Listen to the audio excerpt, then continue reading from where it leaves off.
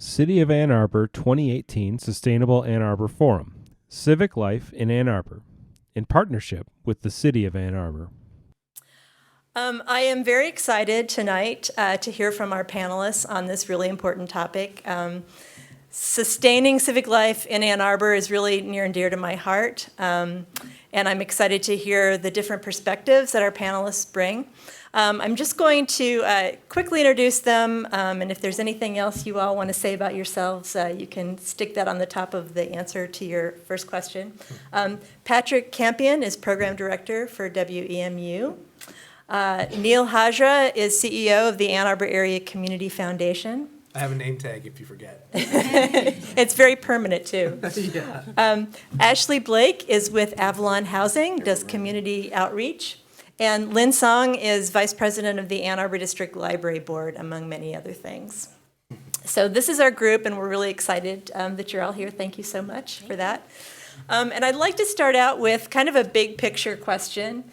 I'd love to hear what your vision is for a healthy, sustainable community and how civic life plugs into that, and what you view the role of civic engagement in building a strong, healthy community.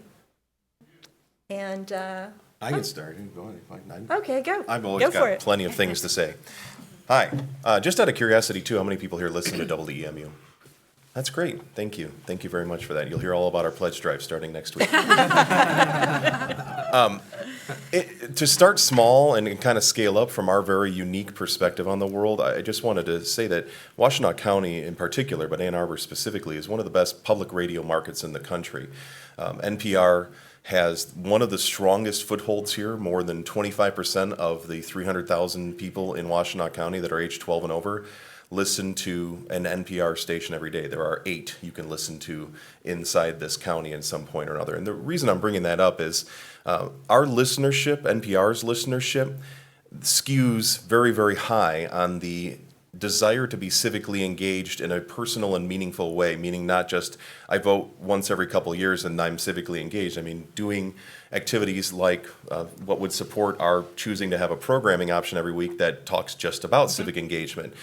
So it is a great boon to us, obviously, because there are 2 very great public radio stations here, Michigan Radio and us, and we receive tremendous support from them. So I think for us, it starts with a mindset and a community. And the mindset here is very open in that we understand we don't have all the answers and we don't know the best way to do everything, and we try to better all of ourselves together. And that ties to the way we look at our elected officials. It ties to the way we look at those that lead us in our city level, at a county level, at a township level, that lead our police and fire and our libraries and our things that serve our community. It also involves the number of community-facing civic organizations, which are off the charts here as well.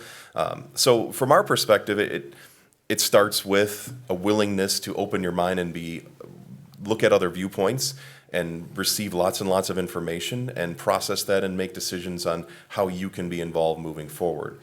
It continues from there, and I could talk for an hour and a half. You're gonna have to stop me when you're Please don't. But I think for us, it comes down to how many people are paying attention and what they're paying attention to. And that's why we're proud to be part of a news organization that lives in a news desert to a degree. Sad to see the state of news here, but how many people are paying attention and what they're paying attention to. Okay. Is this like Family Feud? We're going to go down Sure. this direction? Yeah, Okay. yeah. So am I dating myself by saying Family Feud? Or A little bit. Which host, I think, is the... Yeah, that's right. yeah. That's right. Hey, everybody. I'm going to take a slightly different angle. I think of this in terms of institutions. So to me, answering the question of civic health and a strong, healthy community, my mind often goes to our public institutions, our private institutions, and our nonprofit institutions. Are we all coordinated and rowing in the same direction? And that direction is, are we all prioritizing, enabling all of us to have the opportunity for vibrant lives in Washtenaw County? And I think of, I'm an Ann Arbor townie, but I do think in terms of the county when I think of the word community by nature of the community foundation, we serve the entire county. And so it's just sort of the lens that we use. And, having spent a lot of time in other parts of Michigan, we have a lot going for us in Washtenaw County. We have a culture in government of being collaborative and transparent. And of course, you can always point to the warts of any set of institutions, but it's markedly better than a lot of other parts of Michigan that I've been to and talking to my peers around the state. Patrick mentioned the civic institutions. We have more nonprofits per capita than any other large county in Michigan, and it's not even close. And that's a great sign of a healthy nonprofit sector. And obviously, at least when you look at Ann Arbor proper, there's a very, very robust private sector. And of course, any one of these sectors can get off the rails and get off track. And so the answer is how do you make sure we're all rowing in the right direction? And that answer is all of you. That's where civic engagement comes in. The only way to hold each set of institutions accountable is to make sure people like you and me are meeting, talking, and connecting, and recognizing when things are off kilter. Growing up in this area, I can think of a lot of community leaders who spend a lot of time just cross-connecting with other institutions outside of their lane to make sure that we were all talking about the same things and working towards the same goals. And so the last thing I'll mention is when I think of civic engagement, Mary brings the lens of engagement with the public sector and boards and committees and volunteering. I'm naturally biased towards philanthropy and volunteerism for obvious reasons, but I've always had a much broader view, having grown up in this community, on what civic engagement means. For a good number of years when I had young kids, there was a soccer league, an adult soccer league that I was in. That was my form of civic engagement, where I saw new people every week, and I made sure I kept bonds outside of work and outside of family. The knitting club, the running group. Beyond the formal nonprofits, there are so many groups and activities in the Ann Arbor area in particular that help create that glue that keeps us all accountable to one another. Okay, great. Thanks. Ashley? Yeah. So I think my social work background may be particularly pronounced in my answer, but for me, a strong and healthy community really begins with ensuring that the basic needs of all of our community members are met. Right? So when those crucial needs are being met, are being resourced, folks have the opportunity for greater self-actualization. I think folks have the opportunity to become, or just a capacity for more civic involvement, right? And so that level of civic involvement, and I've seen this in our work at Avalon through our community leadership training program with our tenants and clients, really allows folks to feel empowered. They feel a greater sense of community. They feel a greater sense of connectedness when they're included in conversations, when they feel like they have access to education and information that maybe historically they are not given access to. And then that just gets the ball rolling in the right direction. So as folks feel more involved and more committed to their community, that starts showing up in their work and in their relationships with their neighbors and in the way in which they interact with local institutions, what they're paying attention to. And so, for me, I think we have to really take a step back and think about, are we putting people in a position, are we allowing people to be in a position in which they can be civically engaged, in which they have the emotional, physical capacity for that? So I think that's really the direction that I would like to see us, working towards and moving in. Yeah. Great. Thanks. Lynn? I'm also a social worker by training. Mm-hmm. So I think I'll touch on a couple of things that folks have already mentioned, and that for me, I think the strength of our community really relies on the strength of our public institutions too. And do our programs and services reflect our community's needs? Are we meeting their needs? Are the folks walking through the library doors the folks who we can serve in ways that they can't find other support elsewhere? I came to Ann Arbor in 1995 as a student. I stayed in Ann Arbor, fell in love in Ann Arbor, built a family here. And I think when I point to what keeps me here, it's experiences that I've built over the years. So coming to the library, reading graphic novels for the first time. I didn't know such things existed. Watching really weird movies. New and interesting books, meeting new and interesting people, and it's a different life outside of university campus life, right? And I think when we can capture these interests or people and really gather, I mean, the library is unique, especially the downtown space, in that we gather people that might not normally know each other in other ways, right? So if you're coming to, say, this basement, and looking at the gallery work here, you'll be running across neighbors, you'll be running across colleagues, and it's beautiful. It's beautiful to have a kind of a community center that's vibrant, that's active, that changes as the community changes. And I think what the library does really, really well is also anticipate needs. So are we meeting people where they're at? Can we anticipate how the community is changing? One of the things that the library board has taken a close look at is data on how the community will change in the next 40 years. So we know our community will be older. We also know things that we see in our own neighborhoods, in our own lives, right? Ann Arbor is, we don't speak about this, but Ann Arbor is still pretty segregated. We do have, 1 in 4 children live at or under poverty level here in our city.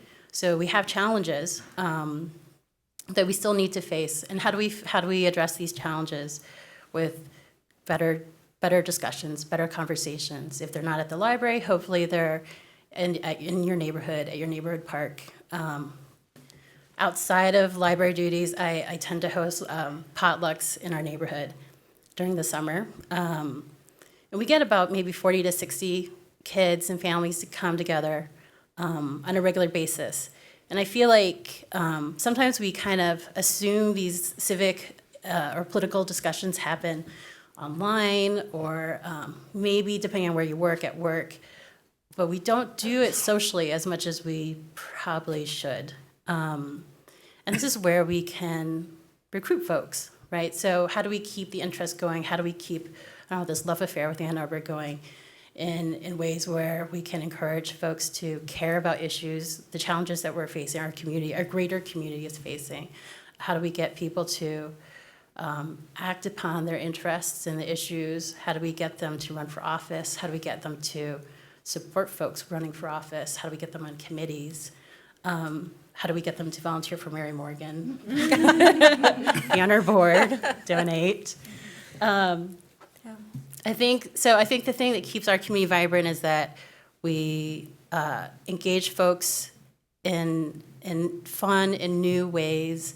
We're open to learning. We rely on institutions like the library, their public schools to connect us. And we challenge ourselves. Yeah. It's really great for me to hear all of your different perspectives because I tend to think of civic engagement in kind of a tunnel vision, which is, are people, do they know about local government? Yeah. Do they know who their elected representatives? But it really is much broader, so I appreciate your perspectives. Well, folks, we're trying something for the first time, and I don't know if it's going to work, but you all have these clickers. So we're going to intersperse our panelist discussions with questions for you all. So the first question is, do you vote in local elections? And you just have to punch the correct A or B or C. Or C, yeah. And we'll do this really quickly. Make sure I don't put the wrong one. And if you're here, I have to believe that you're going to be voting a certain way on this particular poll. And at some point, we're going to be able to see, is everybody, there we go, 74%, woo! Give yourselves a hand. Yeah, that is exponentially higher than actual turnout in local elections, so I'm really glad to see that. And then we have another quick one. The second question is, which of the following do you support? And you can vote for as many of these as you want to. No reason, absentee voting, automatic voter registration when you apply for a driver's license, registration deadlines closer to election day, free transportation to the polls, holiday on election day. This isn't up here, but I am advocating for free parking on election day, but it's probably a pipe dream. Okay. I'm just voting for them all. Transparent, like them all. Don't skew the poll, man. Oh, well, that's, everybody else voted for everything. No. That's kind of interesting. So the no reason absentee voting was the top. I don't know. Is there a statistician in the audience? Did All right. Just take the last vote that we did of the ones we pressed? I don't know. Does that, yeah, Emily, no, who knows? Okay, well, this is a grand experiment, so we'll just, we'll figure that out later. Hopefully the next time. Okay, so we're moving on to our next panelist question. Thank you, everyone. You know, if it works, it works. And some of you touched on this in your first response, but I'd like to talk about, you have a vision for, you know, what makes a strong and healthy community. Where does Ann Arbor or Washtenaw County stand in relationship to that vision? Where do you think we fall short? What do you think we do well? And what are some barriers to getting involved? And the question posed, I said getting involved in local government, but I think, you know, based on our responses earlier, getting people involved just generally in more civic engagement. And how about Ashley? Let's start with you. Oh, okay. You know, so Lynn touched on this a little bit. You know, quite frankly, I think that we have work to do in Washtenaw County, particularly in Ann Arbor. You know, generally speaking, you know, here in this city, we are an incredibly educated and civically minded community. In my opinion, that's feeling more and more like those are opportunities afforded to folks with a certain amount of influence and privilege. And so I think if the goal, you know, for us as a county, as the city of Ann Arbor, is for us to work towards a place where we are more civically involved in a way that is robust and equitable, then again, I think we need to take a step back and think about, are our community resources robust and equitable enough to allow for that? And so that's, you know, for me, I think that's the place in which to start. I think, how do we get there? You know, one way in which to do that is just to make sure we're being really intentional around involving folks who want to be a part of the conversation in the conversation. So, you know, an easy, simple thing to do that we just touched on with this poll is like making sure there is free transportation to the polls. That's huge. That's something that we offer at Avalon with every election. How can we help you get to the polls? It's making sure that we're talking with community leaders around how do we include more consumers on community advisory boards? How can we help ensure that you know, our community representatives are coming out and being intentional and seeking out the input and feedback of folks that they're maybe not typically coming into contact with. So one thing that happens fairly regularly at Avalon, just to call him out in a great way, you know, Chuck Warpahowski is someone here in the county who makes it a point, he's Ward 5 district, he makes it a point to come out to Avalon and have coffee with our folks and get their feedback and make it clear that their input is important to him, and that makes a real difference. And so when you're more intentional, I think in those ways, again, it gets the ball rolling, and then I think people look forward to being a part of those conversations. And I think it just helps set a standard that we should all be working towards. So. Yeah, and I don't know that we've talked about can you just give a brief description of Avalon? Oh, sure. Yeah. So Avalon Housing, we're a permanent supportive housing organization based here in Washtenaw County. What that means is that we provide affordable housing plus supportive services to folks who have experienced chronic homelessness and are living with a complex physical or behavioral health issue. So we have 22 properties now in Washtenaw County that we own and operate. We also partner very closely with the Ann Arbor Housing Commission and with the Ypsilanti Housing Commission to provide supportive services at some of their sites. In terms of those services, just briefly, they're sort of two-pronged. So we have a tremendous amount of robust case management support that is offered to folks who opt in for that. We also, I lead a community building team within Avalon, and we oversee a number of community programs that are open to our tenants and clients. So that includes supported employment, it includes Vocal, our community leadership training program. We have a graduate here this evening. We run a number of after-school and youth programs for our folks. folks food pantry and other food access and security programming. So that's just a little bit about Avalon in a nutshell. I also just want to tack on to that. We are a housing first organization and we wear that badge proudly. So we believe strongly that housing is a basic human right. It is not a reward for clinical success. And so for us, we're all about let's get folks into stable, healthy housing and we can work with you from there. And specific to civic engagement, we see it when folks have a safe place to call home, other areas of their life fall into place. They have that capacity to then start thinking beyond, what are the resources I need to survive today, and more along the lines of how can I be a larger part of the conversation and a greater piece of this community? Yeah, great, thank you. Yeah, Neel, so where do you think we fall short and what are we doing well? Sure, we've got a lot going for us. Having grown up here, it was a great childhood. My parents are having a great retirement here. They're still in town. And my 3 kids are having a great childhood as well. And that's because we're lucky to be in the haves category.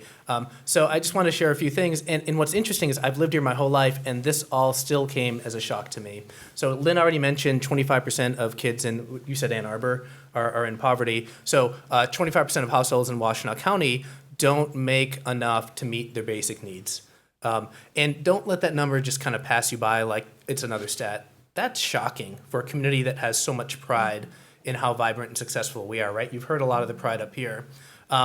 Anyone want to guess? So we're a community full of great community college, bunches of universities, and the highest high school graduation rate in the state. A study was done in 2015 on economic mobility when you're born into poverty. Washtenaw County ranked in the 8th percentile nationally for economic mobility of those born in poverty.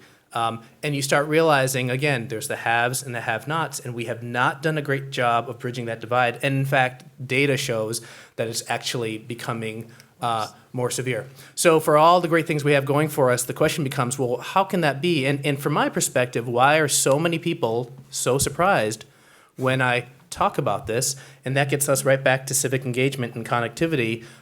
We tend to live in bubbles, and that's okay. That's human nature. Mary, I know later you're going to talk about media, but that can be one big factor in terms of the media desert, relatively speaking, that we're in. That's contributed to it. And it is very easy to be blind to the plights of our neighbors and those around us. It's just when you live in a vibrant community with so much good going on, it's pretty easy to miss all the challenge. And so I don't have one answer for you. There are so many answers, including the great work of Avalon. What I can say, though, is by citing those statistics, it's clear that for all the good we have going for us, we haven't leveraged it well enough for the benefit of all. So. All right, thanks. Lynn, how about your perspective? So I guess when you asked this question, I wondered who is doing the envisioning. When we talk about, for the library, we have a strategic plan. So we have a 2016 through 19 plan. This is something the library board will be revisiting during our retreat. We have goals. We've met all of our goals. The library has issued a survey. And we are at 94% customer service, satisfaction. People love the library. It's beloved in this town. But beyond the 7 elected trustees on this board, envisioning the future of the library and its role downtown and through the city, how do we include everyone else in these conversations? And beyond the library, how do we envision Ann Arbor's future? I look to Detroit Future City has a great plan on what they're doing in Detroit. I love, kind of eavesdropping on these conversations on transportation, mass transportation, affordable housing, how development, zoning works. These are new areas for me, but I feel that as a newly elected official, these are areas that I should kind of keep my ears to the ground and learn and understand. I mean, if we're going to talk about barriers and challenges when it comes to poverty, segregation, we have to talk about housing. We have to talk about opportunities to include people and how we form these visions for our community's future. I think the city has a master plan. Kirk Westfall, the city has a master plan. I don't know if it's dated or it needs to be revisited. But I hope at some point there's an opportunity where our public institutions can come together and start talking about this in a really collaborative way. I know the county is starting to have this conversation. But if the libraries, the schools, the city, the county, if we can, I don't know, make a more concerted effort, if we recognize the data in front of us is saying that, the situation is worsening for our fellow community members, at some point, we should do something. Yeah, thank you. Patrick? Poor, but better than everywhere else in the state, I think is the simplest answer I could give you. For us, it starts with information, which we have a severe lack of. Information in our community was limited because we have no local TV stations. CTN does an incredible job with community-focused work that they do, but there really is legitimately no local TV. There's no public TV. There is no daily newspaper anymore. There is no locally staffed and focused commercial radio news operation. There's no large-scale digital operation for news that is, again, focused on ethical journalism and not clickbait. It's hard because without information, you get stuck with apathy. And I would say a huge swath of our population here is fairly apathetic about this process because they don't know what it does and how it affects them. We put a lot of attention on our federal government. Certainly it dominates the news. I can't trip over a newscast without saying Trump 14 times, but that affects you a lot less than what the decisions of those that sit in your city council chambers or your county commissioner chambers or your township supervisor's office or your state representatives and senators, what they do affects you in your day-to-day life and your school boards and so many other things that people wouldn't even highly engaged people in this community probably could not tell you the names of 5 people on city council in Ann Arbor or 3 people on the school board in Ann Arbor, and it gets worse when you leave this very well-connected city of Ann Arbor. Ypsilanti is okay, and in the downtown and DDA or the Depot Town areas, it fairly well engaged. But if you go to the east side of Washtenaw County, the far west side, the south side, if you get into the more impoverished or the more rural areas, that engagement drops off. And it's, again, a lack of information leading to apathy. We talk to people all the time, and this is very individual observation based, that they don't know what they don't know, and they don't know what they don't know, and they don't know how that's affecting them every day. And it's very easy. You mentioned a bubble. It is very easy when we're sitting here and with our nice houses and our bills are paid and I have 2 cars and my kids are happy, to imagine that the rest of the world lives very similarly to us until you start experiencing that firsthand, until you go to an after-school program on the east side of the county where the only meal those kids are going to eat that day is the snacks that are handed out at breakfast time. And they're in tears because they don't want to go home where they haven't seen an adult in a week. That is affecting us in our day-to-day lives much more than any one of us are willing to say. And if you grow up in that environment, the likelihood that you'll stay in that environment and that you'll remain apathetic, that you won't vote, that you won't be engaged in your community, that you won't try to raise the tide that will lift all ships in your community is much, much higher. And again, from our perspective, that starts with information. I'd love to have a 20-person newsroom. We have 3 people. We would love you to have a 20-person newsroom too, Patrick. And I'd love to have half the county listening to us every day and supporting us, and it would take care of itself. And I think that I would love to see 4 competing news organizations pop up that we're all covering in our own niche of how to do this. It's just not happening. And it's really surprising to me because for as much as we love information in this community, we don't have a vibrant, locally focused, well-staffed news organization. And I think it's hurting us. I very much agree. We're going to dive into that a little bit more later in this panel. And we're going to talk about some solutions to some of these issues you've raised, I hope. But first, it's time for another poll, guys. All right. This one, this I admit is a lame question, so just apologies up front. Do you want to be more involved in local civic life? I could have come up with something better, but yes or no? Oh, I guess I should. All right. That should be a fast one. Do we have the results yet? I think we're ready to. Oh, wait, no, we need the. We all want to know how much everybody wants to be involved in local civic life. Oh. Oh, no. Well, it's going to be a mystery, guys. I don't know. Maybe you do, maybe you don't. All right. All right. All right, next one. And this, again, is one of those that you can choose multiple options. What prevents you from becoming more involved? Not enough time, don't know how to get involved, it's too boring. I've heard that a lot. I hate politics, and none of the above or other. It's too boring. I know. I can't believe it, but. It's so exciting. All right, did we wait in? Oh my gosh. And, oh, I'm so glad that people didn't choose not, it's too boring, and that makes me happy. Not enough time, okay. I'm curious about the other, none of the above. Just like, I know I wasn't supposed to do this, but if you could shout out, like, what were some of the other, none of the above? What were some of the options that you picked? Oh, You're already they're engaged. maxed out. Okay, okay. That would You be won't hear good. this answer in this room, but I think the answer most frequently given there is that you feel like you won't make a difference. Yeah, That that's- I'm I've just heard one that a lot. person and Yep. the problems are too big and I've been stomped on my whole life. It's not going to make any difference. Yeah, I've heard that, and thanks for being a downer there, Patrick. I'm getting it out of my system before I go home tonight. Okay, good. All right. So we talked Mary, about. Yeah. could I go back?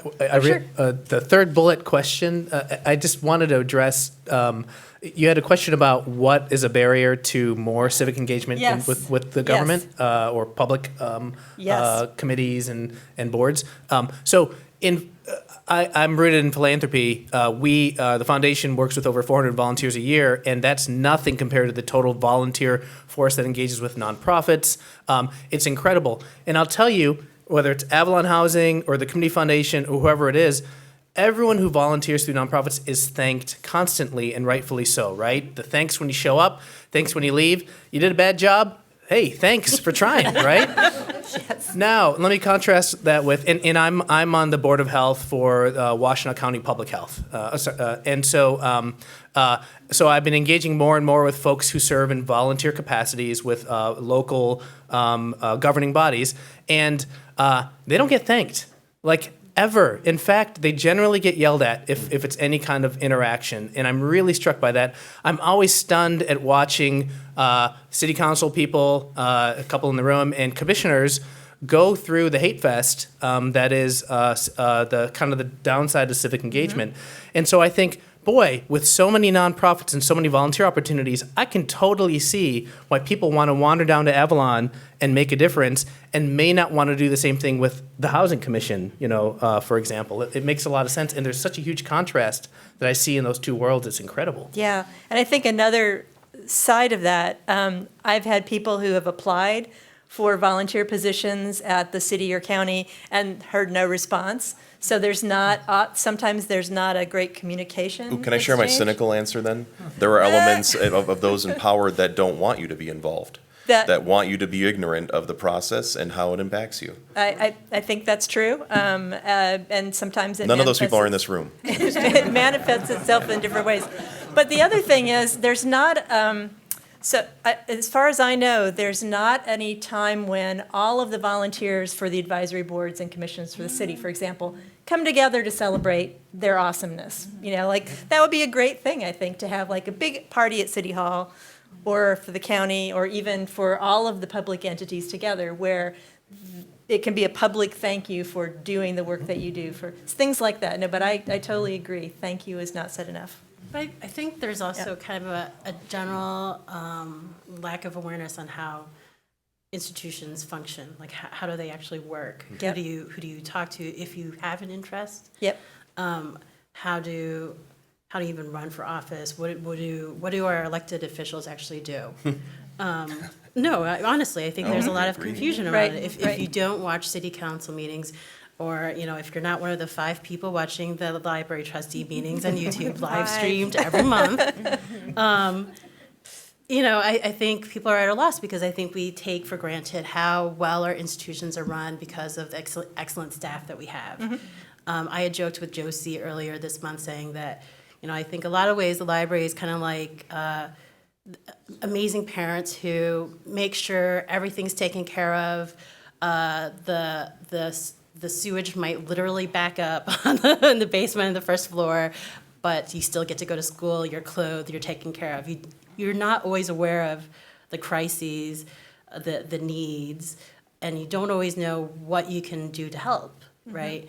And you don't always know, you can reach out to, any of the library trustees, you can reach out to Josie, library director, our city council folks, but maybe that's kind of a basic understanding of our how local civics works, or local politics works, but county commissioners, planning commission, I think we've got little affinity groups of folks who will live tweet meetings, and it's kind of like a hobby, but an excellent hobby. We should have got a hashtag for this panel. Yes. I dropped the ball on that. But I think, we overlook the people who are doing amazing things in our community and who could be tapped to serve, right? And an example that I like to point out are the folks who are involved in our PTOs. There are some amazing parents who fundraise, who are at the schools day and night, who know the communities, who are stocking food pantries at our schools, and who could be amazing community leaders. But there isn't a conversation or this path where you can say, PTO, amazing volunteer mom, what will it take to get you to consider running for office? And I think even for myself, when someone approached me, I was kind of surprised. Sometimes you don't see yourself Right. in these positions or understand who can you look to for guidance from a mentorship, or especially if you're one of the few people of color in office, who can you look to as an example who's done this work before, and then who's done this work with young children, for example, and who you can speak frankly to about the challenges of just showing up, right? So before you even run for office, how do you attend these board meetings? It's not just transportation, but childcare, and that's a really common issue that I hear is, I do amazing things at school. I can figure out childcare so that I can do these amazing things at school. I would love to do amazing things for the city, but I have no idea who will watch my kids beyond what I'm already maxed out with childcare. I would love to see childcare provided for public meetings, and public meetings that ended at a reasonable time, so you didn't Ours have to. end at 9:00. So I was Patrick, you were going to say Yeah, there's a little anecdote that follows what you were saying, Linda. It was a story that was running this afternoon about a sitting senator that is pregnant and is facing the real possibility of having to go on maternity leave. And there is no standing policy for maternity leave in the U.S. Senate because no U.S. senator has ever had a child while in office. Ever in the history of our country. Has birthed a child. Yes. Had children. Right. They've had children, certainly, but no one has gone through pregnancy and given birth Right. while Right. as sitting U.S. Yep. senator in the history of our country. Yeah. So I think it's more than just pointing out that there are people missing from the conversation, but actually, Figuring out how to build bridges and right. start those conversations and that recruitment. And, Well, yeah. go sorry, ahead. and just one thing, I think how to be more transparent about what the process is for involvement too. It can be very intimidating to walk into a community meeting, to go to a Yes. city council meeting. And so I think, for those of us who are more involved or who maybe feel more comfortable in those realms, it is about mentorship to Right. some level. It's like, how do we bring people along? How do we make sure people just know what that process looks like? Mary has been gracious enough to come and talk to our vocal grads about, here's what a city council meeting looks like.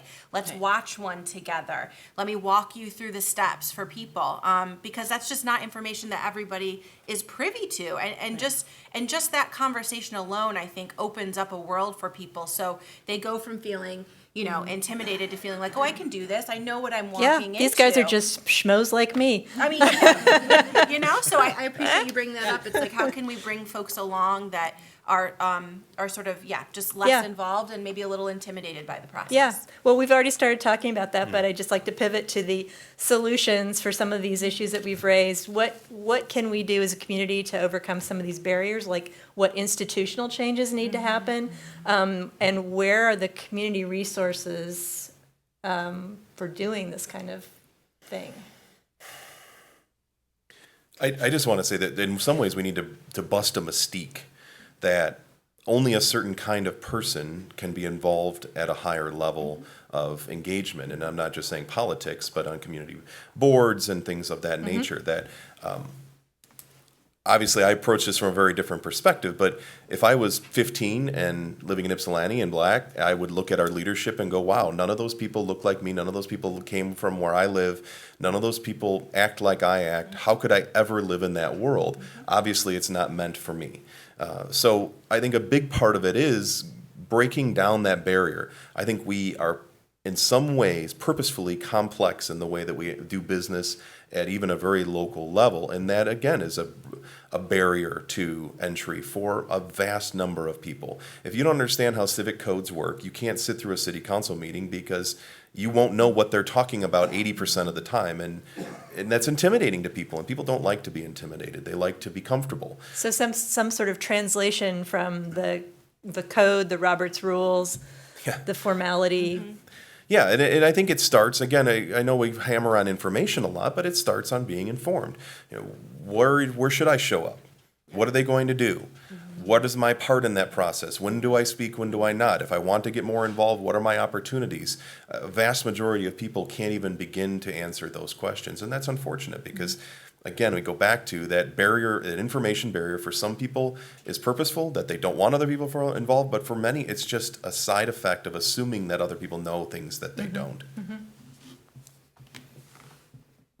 Anyone else want to take a crack at this Neel, one? I want to thank you for being here tonight, by the way. I just wanted to personally say thank you. I want to don't know hear that about enough, Neel and his everyone- knitting everyone club. He had please- mentioned a knitting club. Thank you to all of you for being here tonight. Thank you. I think there needs to be a way to get people really excited about local politics. I think we need to think about the culture. I've been messaging and recruiting folks to run, and my messages are, I will woo you. I will romance you into this. And a woo has like 15 O's. I will Food is feed your you. forte. I will take you out. I will let you know that I've had so much fun. I'm only in year 2 of this, but it's been such an honor and a pleasure working with the library staff and understanding the daily challenges that they face, the ideas that they have, the way they're in tune with the community. I mean, next door, you might have seen stacks of pizza boxes, but that was a Latino Engineering Society meeting with Palma, which is a program that we have with Latino families. And most folks don't know that we do what the library does. And it's amazing. It's incredible. If we can get people excited about civic engagement, civic work, if we can get folks to understand that they're not doing it alone. When I ran with a slate of 3 other women who I didn't actually know. We didn't know each other socially. We just kind of connected through, I called it townie telephone. It's just someone said, you should meet this other person. And next thing you know, we're at Zingerman's and trying to figure out how to run for office for the first time. And I hope that we can figure out a way to tap into that kind of excitement, where someone can step up and say, I can design your sign for you. I can, handle your social media.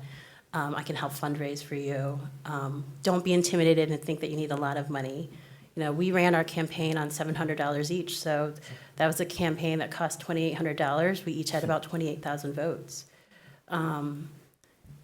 I think if we can pitch this as not being the impossible, but being something that's possible, but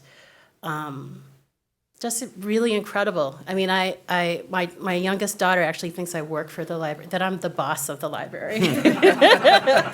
I am not the boss of anyone.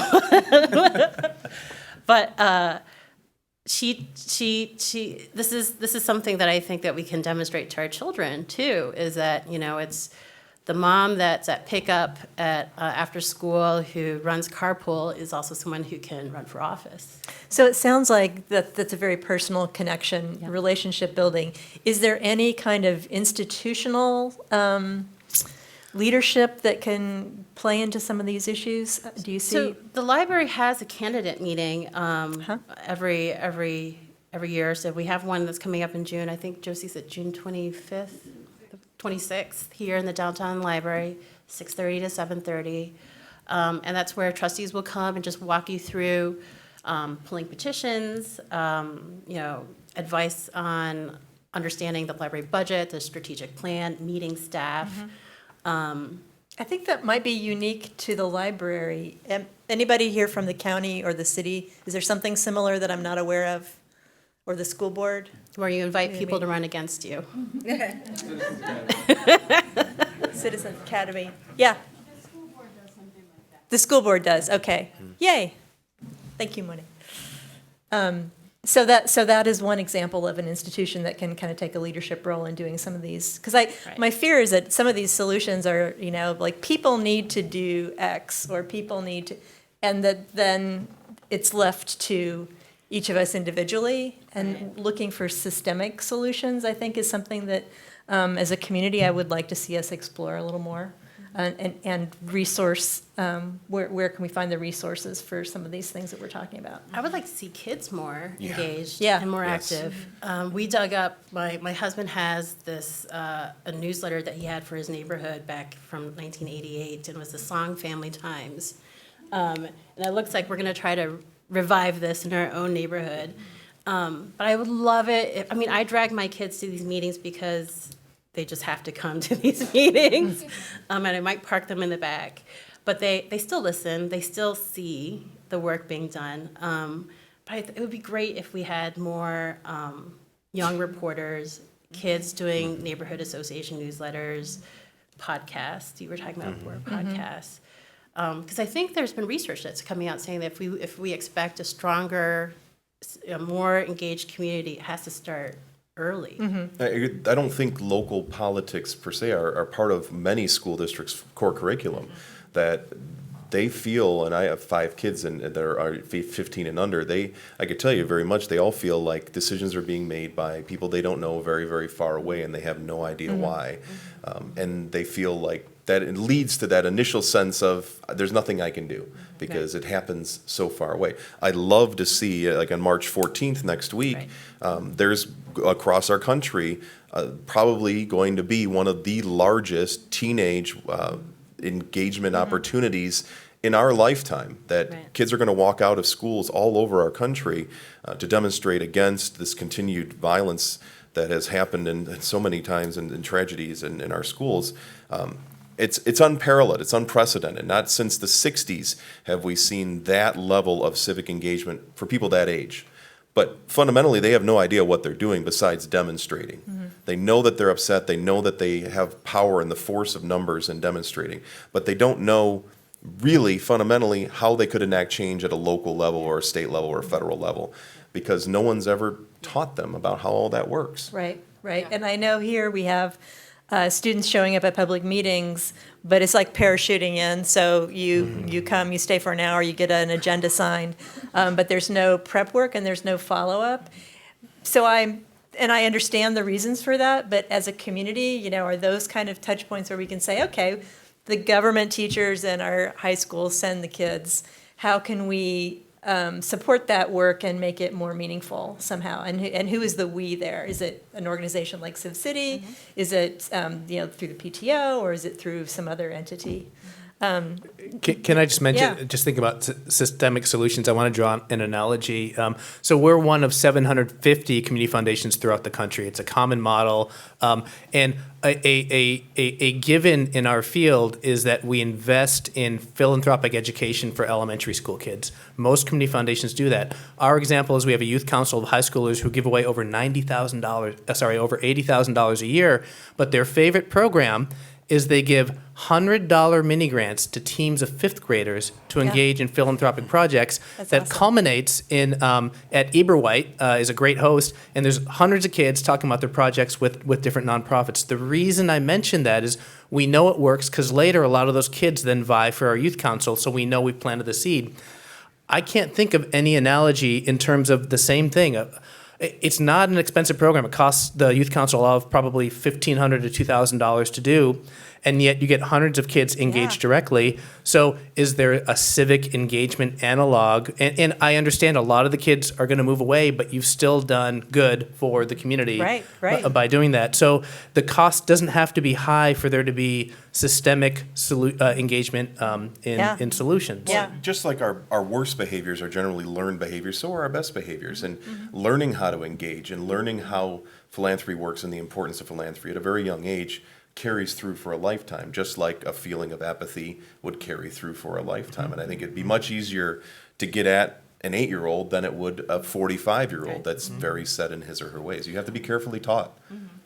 The other thing I'll mention is I want to go back to the theme of is everyone rowing in the same direction. So there's some great companies in the area that bring in nonprofits during the lunch hour in the cafeteria or otherwise promote volunteerism through days of volunteerism or a certain amount of hours employees get every month. I don't hear them saying the same thing about public sector engagement. So can we get local corporations actually expanding to say there are many ways you can do good, including joining a planning commission, and we will give you the time to leave work early to do so, just like we do with nonprofits. So that's another way we can engage. And again, it's all about, for me, cross-sector institutional engagement so that we're all rowing in the same direction. Yeah, that's a great idea. Yeah. And I think just to piggyback of what both Patrick and Lynn were saying, I think people have to feel a connection to this engagement. People have to understand, if I vote in this local election, this is the way in which it will impact me on a day-to-day basis. You can't just say, you should know this Yes, information. Right. Yeah. People have to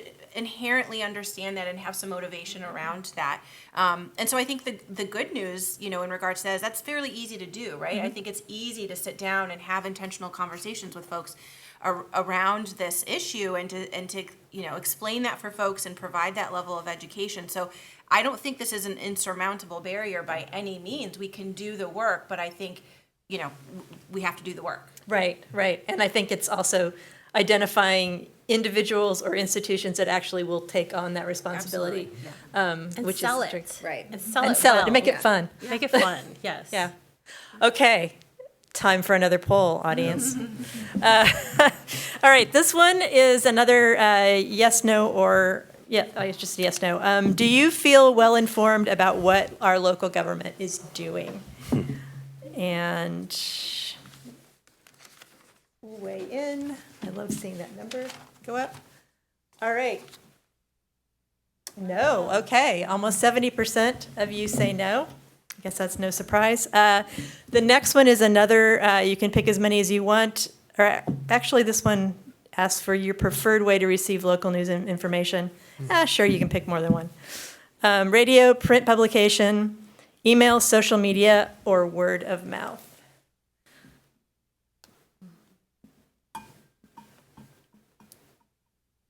Okay. What have we got? Radio. Hey, look at that. Yay. Wow. Okay, word of mouth, 10. Email. Interesting. All right. Well, that's our segue into the next panel question, which is local media. And we've touched on this before. And Patrick, we're going to kick off with you because you've said some things, and I'm sure you have more to say. I've said some things. I'm sure. For those of you who don't know, my background is also in journalism, so this is near and dear to my heart, and I believe that an informed community is important to the health of our democracy at all levels. So the question is, what's your assessment of our local media? Solutions to strengthen the ability of residents to get more information, specifically about what's happening in our community and our local government. I think I can answer that by saying that I see the state of our media evolving, and it has to, because the needs of our people evolve, the tools we have available to us evolve. 20 years ago, nobody had a smartphone in their pocket and had immediate access to every piece of information ever compiled in the world at a moment's notice. So it's a vastly different world today than it was even 5 minutes ago. I believe strongly in at the intersection of communications and technology, and the beauty of that is we have the ability with tools we have available to us right now to do a better job of civic engagement at a informational news journalism level than we ever have in the past. And it's happening a lot more than it ever has, but it's spread out among a much wider base of forms of media than it ever has been.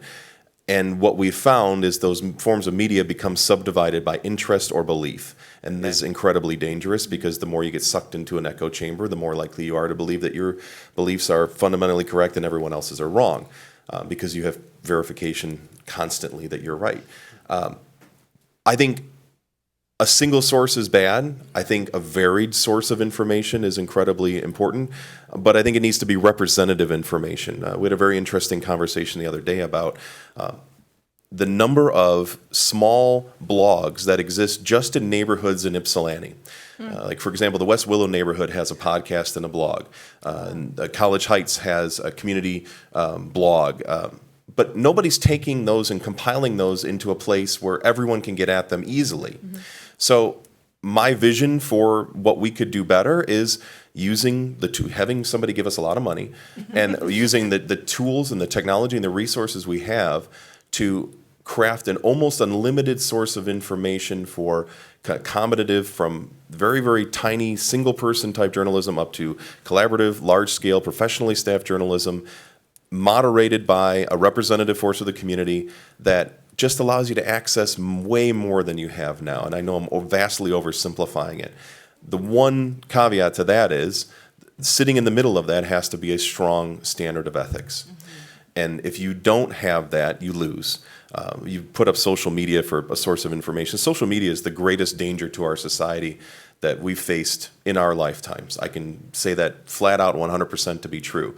The spread of misinformation happens more quickly than it ever has in the state of our world. And we are faced with having to combat that.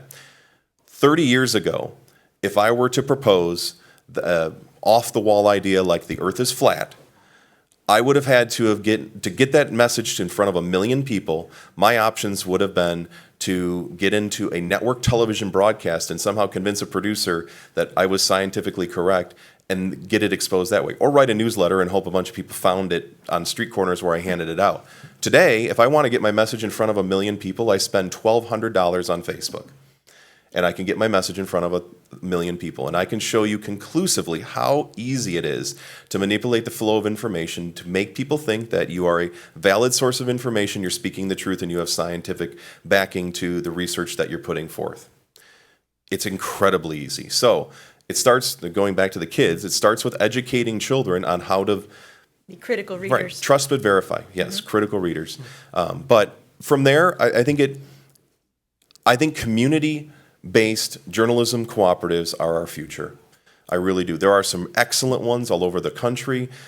We were just had an incredible meeting this week at the Michigan Public Radio Network has a group of 15 stations all over the state. And for the first time, we're talking about working collaboratively together, which is insane to me. It's been 20 years this organization's been around. For the first time, we're talking about sharing content on a real-time basis. That's really important. But getting those cooperatives together and having at its core, again, a strong journalistic ethics, a standard of ethics, is incredibly important. So figuring out how that works for your own community is tough. It's different for every community. Right. And the pot of money to make it happen is also yes, and it's very, very small. Right, and I can tell you, selfishly from our perspective, the way we're viewed is vastly different from other foundations in this town. People will happily write a check for $100,000 to UMS and give us $100. Because UMS is a long-standing arts-based foundation in this community that has a brick-and-mortar presence, and you can go see them, and you can touch them, and you can put your name on a building. We're just out there in the ether. We're out there in the air, and we're information, and we're one of a billion ways to get the information that we're expressing. So it's harder for us to draw that money in. We also can fund ourselves differently than places like that. But I think that we're fighting against this notion that it's easy to do and compile and process and spread out to the world, disseminate to the world the information that we are gathering. And it's not. It's not. And it's expensive. And you want it to be better and you want it to be more ethically sound, you need a lot of money that is derived independently from the source itself. It has to come from non-influencing factors. Yep, I agree. Lynn, Ashley, Neel, media landscape. And then there's the can we do? library, right? So, as folks struggle to figure out what's true and what's not, there's the library. There are reference librarians who can help guide folks through that process. We will always, our largest investment, and then this is a continuing commitment for the libraries, that we will always have books. We might get lost in technology. We might spend an inordinate amount of time online and on social media, but we still have the libraries. We still have librarians. We have these trusted resources that need to be used. And a revenue stream. Or taxes, right? So, Yep. right. So dependable revenue stream to keep this going, and then the good faith and trust of the community and understanding where our investments are going to, right? So when we decide to publish pulp that covers our arts and entertainment sector, I think that filled a gap. When I was on the UMS board, I think there was a sense of relief when MLive pulled having an entertainment reporter, and when, which is a huge loss to our community. How are we to know what productions are coming out?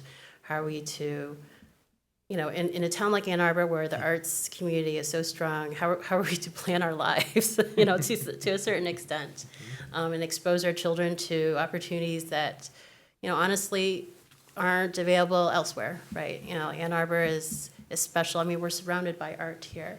But if it's art just within one room and that's not being, known or advertised or trumpeted, then it's just art for ourselves.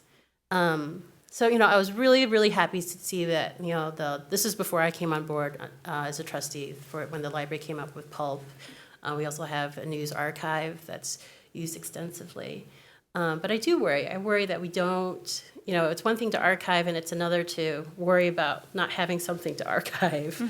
Well, now, I know this is nothing, that is probably wildly controversial, but the library has already moved towards production with pulp. And do you see that might be something in the future that could be expanded as a institution that provides news as well as the archiving? Oh, I don't know. That's a conversation that we'd have to have with trustees, but I think we have so many other challenges on our plate right now. I think, if anything, the library is going to, we'd be open to conversations and how we can help support existing networks and communities. I don't know. It's a good question. We'll have to figure that one out, but it doesn't seem like that's a huge priority right now. Sure, yeah. What do you, Ashley, Neel, what do you think about the news?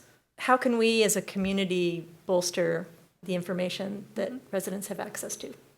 Yeah, so I think, Patrick had some great insights, and I 100% agree that I would love to see a media platform that is more representative and inclusive and locally based than what we currently see. Because similar to government, I think media can be somewhat intimidating for folks, and they're not quite sure how do I access this information in a way that makes sense for me? How can I inform, what's being reported on? And so I think if we figure out a way to include people more in those conversations, we're in a better position. Where I differ slightly is that while, social media, I think absolutely has its downsides, I do think it's an accessible media platform for a lot of people. More and more folks have smartphones. And so I think if we can figure out a way how to use, social media's powers for good, so to speak, then I think that's a place to start. I do. Like, how can we deliver locally based news through social media, through folks' phones? Can institutions that are trustworthy and that have the ethical core use social media in that way? Yeah, I think that's a real question. I also want to know, we have a paper here in town through Ground Cover, and Ground Cover is awesome because it is both a media platform and a social enterprise. And so is there a way for us to support that work further? I don't know the answer to that, but I think that is a good question. So I just don't want to lose sight of that either. Yeah. Neel, do you think the Community Foundation has a role in being supporting information? Yeah, so, and it's not unique to our community foundation. Many community foundations around the state and the country are talking about how we can help fill the void that's being left. The Ann Arbor area is not a unique story in terms of the death of traditional media, or at least the ongoing dying of traditional media. But there's two angles to approach that. So one is capital, right? I mean, we're a foundation, we give money, but I will tell you, we do not have sufficient capital to create what used to be. We just don't. That's not how philanthropy works. Very few foundations, even the big ones, can really pull that off for a community the size of an Ann Arbor area. So where our conversations have gone is actually where the library was at years ago, which is what can we do to deliver all the knowledge and information we're gathering from our nonprofit partners, from residents we're talking to, and even from big data. And so more and more we see ourselves as it's our responsibility to be one of many puzzle pieces to flesh out what our citizens know about what's going on in the community. And granted, we have to accept we have a myopic view, a tunnel vision, we have a certain lens we work through, certain initiatives that we have, but we have literally weekly conversations on how do we better see ourselves as a community education institution, in addition to, of course, giving money away. And so we've started doing that through the events we're holding. And actually, you wouldn't notice this unless you were a trustee, but every community event we have now, we start with information about the community before we start talking about grants and nonprofits and sort of that kind of tactical stuff. And it's a very deliberate workup, and I don't know what the next iteration looks like. There's some really interesting models of big philanthropy supporting community-based journalism and other sort of new media infrastructure. That's generally done by extremely large foundations in large metropolitan areas. But we are actively watching them and talking to them because we're wondering if somewhere down the line we can also get involved in supporting the infrastructure in addition to being a source of information ourselves. Yeah. Okay. I want to sidebar on that too, and I think that the same sense of apathy exists in how people consume media or see the media, the fundamental mistrust of media, and there's two big spikes there. One is that if you live in an area that has a lot of crime, you're going to see a lot of crime on the news because it gets clicks. And there's the running impression among those that live in Ypsilanti that if there's a murder in Ann Arbor, it's an Ypsilanti area crime. And if there's an Eagle Scout that makes a big splash in Ypsilanti, it's an Ann Arbor area student. And to some degrees that's true. It is true. And the other problem is, I don't know if anybody has seen the memo that Sinclair sent out to all their TV stations. There's an issue with our media. There's an issue with corporate-controlled media controlling the message. There are no Sinclair TV stations in Detroit, thankfully.